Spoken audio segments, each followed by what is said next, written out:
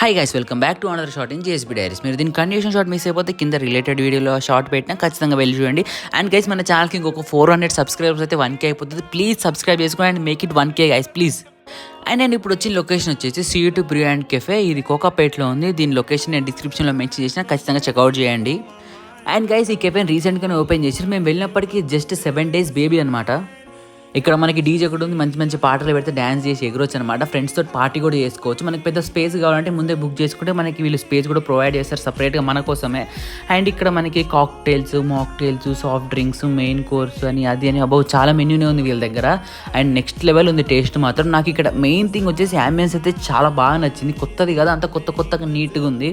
And చాలా space కూడా ఉంది.